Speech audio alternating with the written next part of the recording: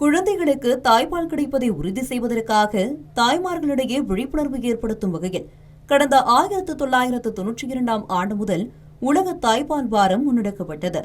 WBA எனப்படும் தாய்ப்பால் ஊட்டலை ஊக்குவிக்கும் உலகளாவிய கூட்டணி சார்பில் தொடங்கப்பட்ட உலக தாய்ப்பால் வாரம் இந்தியா உட்பட 120க்கும் மேற்பட்ட நாடுகளில் ஆகஸ்ட் முதல் வாரத்தில் கடைபிடிக்கப்பட்டு வருகிறது.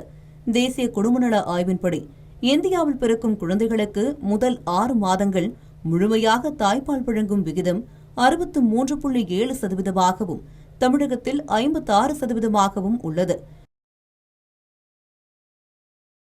குழந்தை பிறந்த முதல் 6 மாதங்களுக்கு தாய்ப்பால் மட்டுமே உணவாக வழங்கப்பட வேண்டும் என தாய்மார்களுக்கு அறிவுறுத்தும் மருத்துவ நிபுணர்கள் சத்தான துணை உணவுகளை அறிமுகப்படுத்திய பின்னரும் 2 ஆண்டுகள் வரை தாய்ப்பால் ஊட்டலாம் என பரிந்துரைக்கின்றனர்.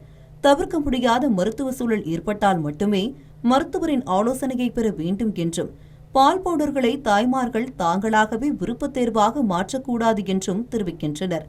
குழந்தை பிறந்த முதல் 1 மணி நேரத்திற்குள் தாய்ப்பால் கொடுக்க வேண்டும் என கூறும் மருத்துவர்கள், தாய்ப்பாலில் உள்ள இயற்கையான ஊட்டச்சத்துக்கள் குழந்தையின் உடல் மற்றும் ஆரோக்கியமான மூளை வளர்ச்சிக்கு முக்கிய பங்காற்றுவதாக குறிப்பிடுகின்றனர். லாங் டேர்ம் கொடுத்தாங்கன்னா, அதாவது ஒரு வருடமோ 2 வருடமோ அதுக்கு மேலே கொடுத்தாங்கன்னா அந்த குழந்தைக்கு டயபெட்டிஸ், டைப் 2 டயபெட்டிஸுங்கிற நீரிழிவு நோய் வராமல் பாதுகாக்கும். உடல் பருமன் ரொம்ப சீராக இருக்கும். ப்ளஸ் ஐக்யூ இம்ப்ரூவ் ஆகும். அட்லீஸ்ட் பை 3 பாயிண்ட் சொல்கிறாங்க. ஐக்யூ இம்ப்ரூவ் ஆகிறது ஒரு 3 பாயிண்ட்.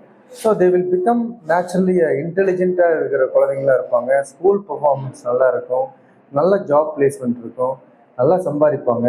நம்ம சமுதாயத்துக்கு அவங்க ஒரு வரப்பிரசாதமாக இருப்பாங்க. சமுதாயத்துக்கு பாரமாக இருக்க மாட்டாங்க.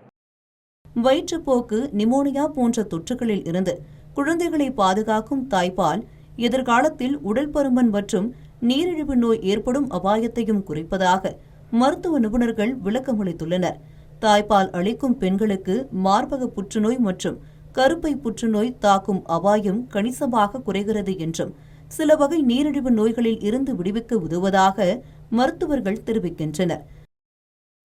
தாய்ப்பால் தான் குழந்தைக்கு முதல் உணவு. தாய்ப்பால் மீறி ஒண்ணுமே இல்லை. குழந்தைக்கு தேவைப்படுற எல்லா புரோட்டீன்ஸ், ரசாயனங்கள் எல்லாமே இதுல இருக்கு. தாய்ப்பால் வந்து ஒரு 18 மாசம் 2 வருஷமாவது கொடுத்தா ரொம்ப நல்லது. தாய்க்கும் நல்லது, குழந்தைக்கும் நல்லது. குழந்தைக்கு வந்து எல்லா விதமான நியூட்ரிஷன் அதுல கிடைக்கும்.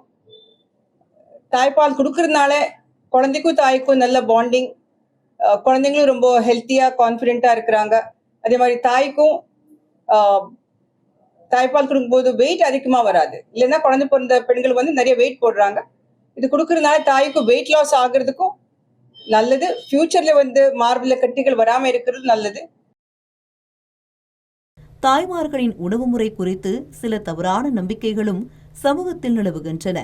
பால் சுறா உட்கொண்டால் மட்டுமே அதிக தாய்ப்பால் சுரக்கும் என்பதில் உண்மை இல்லை என்றும், தாய்மார்கள் போதிய ஊட்டச்சத்துகள் நிறைந்த சமச்சீர் உணவுகளை உட்கொள்வதே பால் சுரப்பிற்கு அவசியம் என்றும் மருத்துவ நிபுணர்கள் தெளிவுபடுத்துகின்றனர்.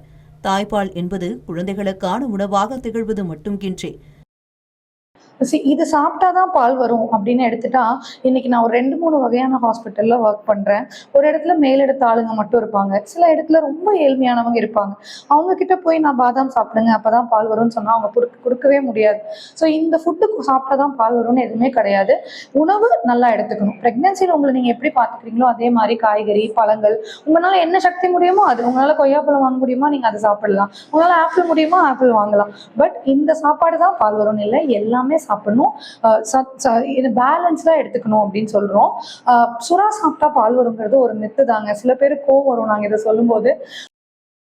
தாய் சேய் இடையிலான பாச பிணைப்பையும் பாதுகாப்பு உணர்வையும் பலப்படுத்துகிறது. தாய்மார்கள் ஒவ்வொருவரும் தங்கள் குழந்தைகளுக்கு முழுமையான தாய்ப்பால் கிடைப்பதை உறுதி செய்ய வேண்டும் என்பதே இந்திய அரசின் எதிர்பார்ப்பாக உள்ளது. தமிழ் ஜனம் செய்திகளுக்காக கோவையில் இருந்து செய்தியாளர் சுரேஷ்குமார். இந்த மாதிரி யூஸ்ஃபுல்லான இன்ஃபர்மேஷன்ஸை தெரிஞ்சுக்க தமிழ் ஜனம் சேனலை சப்ஸ்கிரைப் பண்ணுங்க.